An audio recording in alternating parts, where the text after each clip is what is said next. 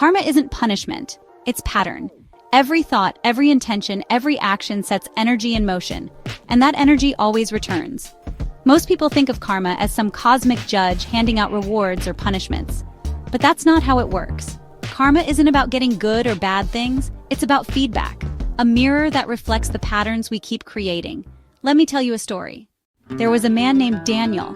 Daniel always seemed to end up in the same kind of relationship, ones that drained him, where he felt unappreciated, even disrespected. Each time he told himself he was just unlucky in love, that maybe he was cursed, or maybe karma had it out for him. But the truth was different. Daniel wasn't being punished, he was being shown a pattern. Every time he entered a new relationship, he carried the same belief: I'm not worthy unless I give more than I receive. That belief shaped his actions, his energy, even the people he was drawn to. And each new partner reflected the same imbalance back to him. It wasn't bad luck. It wasn't fate. It was karmic feedback, his inner state echoing through his outer experience. And here's the turning point. When Daniel finally became aware of that pattern, everything shifted. He stopped asking, why does this keep happening to me? And started asking, what is this teaching me? He began setting intentions differently, choosing relationships where mutual respect was the standard, choosing to value himself first. And as his awareness shifted, so did his karma. That's the real nature of karma. It's not punishment, it's possibility.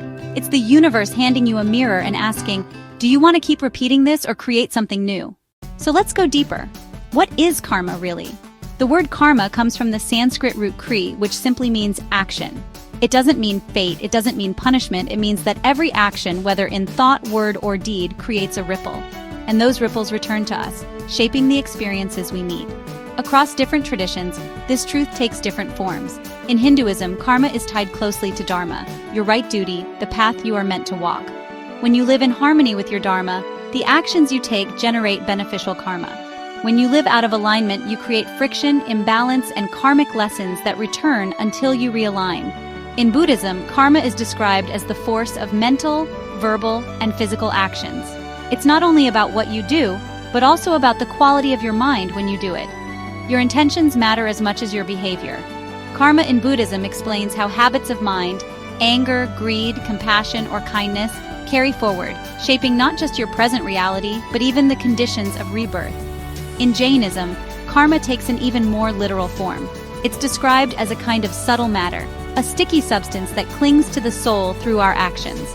Harmful actions weigh the soul down, while right action and purification lighten it, leading toward liberation. Each tradition uses its own language, but the underlying principle is the same. Karma is not some cosmic scorekeeper handing out rewards and punishments. It's the natural result of action, like planting a seed. The kind of seed you plant determines the fruit you harvest. Now let's bring this into modern understanding. Today, many teachers explain karma as the patterns in your subconscious and your energy field. Think about it. If you keep experiencing the same kinds of struggles, whether in relationships, money, or your own self-worth, it's not because life has singled you out. It's because there's an unresolved imprint, an unhealed pattern, a lesson still waiting to be integrated. Your thoughts, your emotions, your intentions, these are karmic seeds. When you carry resentment, fear, or self-doubt, those seeds grow into experiences that reflect them back to you. When you cultivate compassion, gratitude, and clarity, those seeds grow into experiences that nourish you. This is why karma matters. It explains why life can feel like a cycle, why the same lessons repeat until you finally recognize them. It explains why unresolved emotions keep showing up in new disguises. It explains why every harmful intention, even if hidden, has a way of circling back into your experience. But here's the empowering truth. Karma is not fixed. It's not a prison sentence. It's a feedback system. Karma isn't instant punishment or reward. It's a mirror. It shows you what you're radiating, what you're planting, what you're carrying forward. And once you recognize the pattern, once you see what the mirror is showing you, you can change it. That is the real power of understanding karma. It's not about living in fear of bad consequences. It's about stepping into awareness and choosing what you want to create next.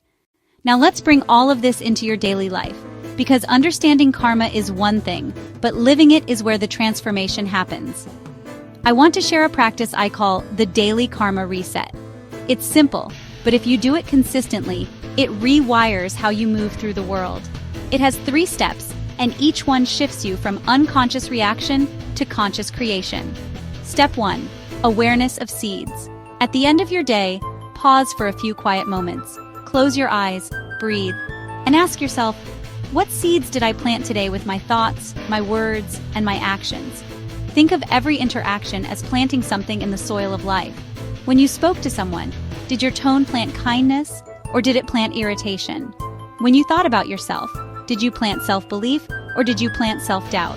When you made choices, did they align with your highest values, or did they come from fear or habit? This is awareness, seeing clearly what's already in motion. Most people live without noticing the seeds they scatter, and then wonder why the harvest doesn't taste sweet. But the moment you notice, you've already begun to shift the pattern. Step 2. Intention shift. Now, out of everything you reflect on, pick one area where you planted something you don't want to water. Maybe you snapped at someone. Maybe you let fear dictate a choice. Maybe you carried judgment in your heart. Instead of guilt or shame, just acknowledge it. And then say, either out loud or in your mind, I release this. Tomorrow, I will plant something new. This is powerful, because karma isn't about being punished for your mistakes. It's about recognizing feedback and making a different choice. When you set this intention, you stop reinforcing old energy loops, and you open space for a higher pattern to take root. Think of it like changing the station on a radio. You're choosing a new frequency. And when you do, reality has no choice but to reorganize around it. Step 3. Action anchor.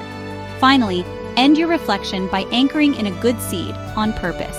Take one conscious action before bed that generates positive karma. It doesn't have to be big. In fact, the smaller and more genuine, the better. Send someone a message of gratitude. Write down one thing you deeply appreciate about your life. Offer kindness to someone you normally overlook. Or do one action that aligns with your dharma, your deeper right path, even if it's as small as journaling a vision for your life or taking one step toward it. Why this matters.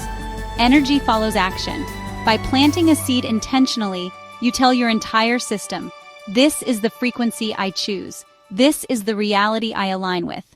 And here's the truth people often miss. Karma is not fixed. It's not a life sentence. It's not cosmic punishment. It is fluid. Every thought is new karma. Every word is new karma. Every action is new karma. That means every moment is a chance to reset, to upgrade, to shift the trajectory of your future. So if you've been repeating patterns that feel heavy, relationships, struggles, regrets, don't think of it as being stuck with bad karma. Think of it as feedback, showing you where you still have power to choose differently. Key takeaway to hold on to. You don't erase karma. You override it with conscious creation. Every day, every breath is a new beginning. If you've been feeling stuck in repeating cycles, whether it's relationships, finances, or the same emotional struggles, I want you to know this. It isn't fate working against you. It's feedback. And feedback means you have power. The moment you see the pattern, the moment you take responsibility for your energy, you already begin to shift it. That's why I created a simple guide so you can start planting new seeds with awareness and begin creating karmic patterns that support your clarity, peace, and abundance. The link is in the description. At Fibonacci, this is what we teach, not quick fixes, not forceful manifesting, but how to use breath, stillness, and awareness to clear karmic clutter and align yourself with the energy of who you truly want to become. And as you move forward, carry this anchor with you. Karma isn't punishment. Karma is possibility, and every thought, every breath, every choice is your chance to create good karma, starting right now.